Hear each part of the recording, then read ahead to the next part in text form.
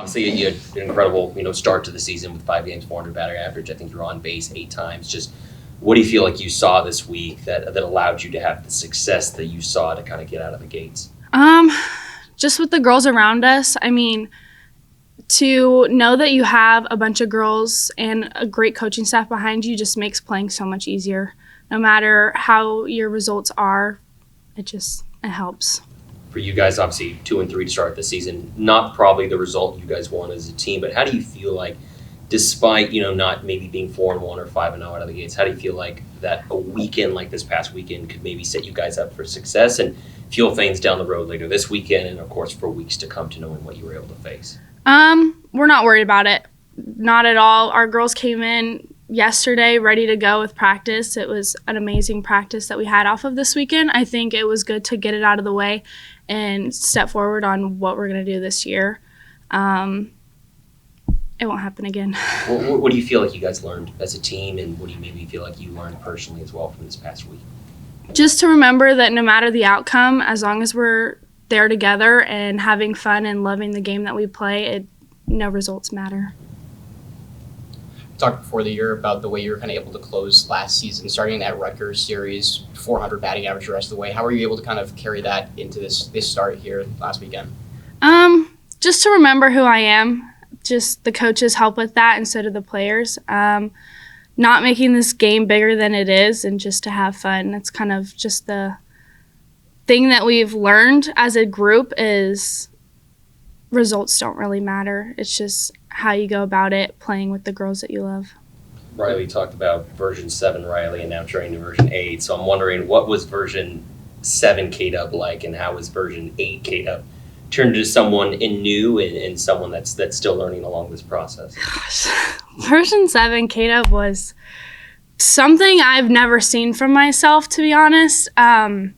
It was something I needed to learn how to get through, and version 8 K-Dub is never going to let version 7 K-Dub back in, that's for sure. And I just know that Riley McCoy specifically is one that helps me through that.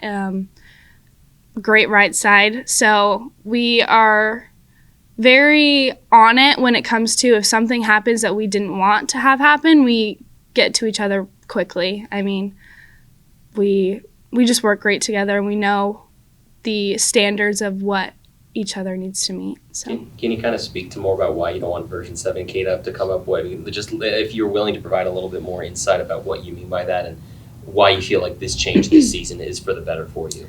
I just think version 7 K-Dub was doubtful. I think she doubted herself when she didn't need to.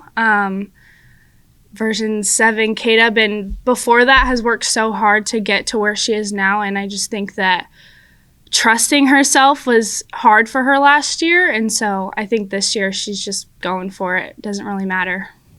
You guys are facing some of the top arms in the country in the circle. How do you try to take lessons from that and apply it towards what you're going to be doing at the plate the rest of the season? Because those arms are going to be there at UCLA in the tournament later on. Not worried about it. I mean, Coach Martyr is a great offensive coach. She helps us with the preparation that we do during the week, and Coach Rowe does great with us, sticking to our plan and helping us make one. So I think just trusting in ourselves and knowing that if they get me, they get me, but they're not going to get me again. You talked about the relationship with Riley, and obviously now this year you guys are welcoming a new member to the infield with Addie over at shortstop instead of Paige. What do you kind of see out of her opening weekend and in practice as well that's really been an asset to you guys on the infield? For Addie? Yeah. She's hilarious. She's such a great person to come in. Riley and I crack up with her all the time, and just so does Katie Flannery. I think we all work together, and it's like she was there last year. There's no difference of, oh, you're a newcomer, you're different, you're not us. She fits in with us perfectly, and there's no problems at all. 0 for 2 on stolen base attempts this weekend, 1 for 4 as a team. What do you guys feel like needs to happen better to kind of make that another aspect like it was for the team last year? Not worried about it. I think, again, we're going against top competition, and we know that we're not going to get it every single time. And so just to continue to take the risk and learn, whether that's be on time a little more, certain angle, move your hand, like, it's not a problem. when it comes to the competition in every game, despite the losses, you guys were right in there. You had a chance to win. As much as that's obviously not the result you want, how much of that is a confidence booster for the team, knowing that even though it is so early in the team, like you're still competing toe and toe, neck and neck with the best teams in the country. And again, how does that kind of allow you guys to maintain that confidence? Be like, it doesn't matter what happened last week. We know we're going to still be one of the best teams in the country when it's all said and done.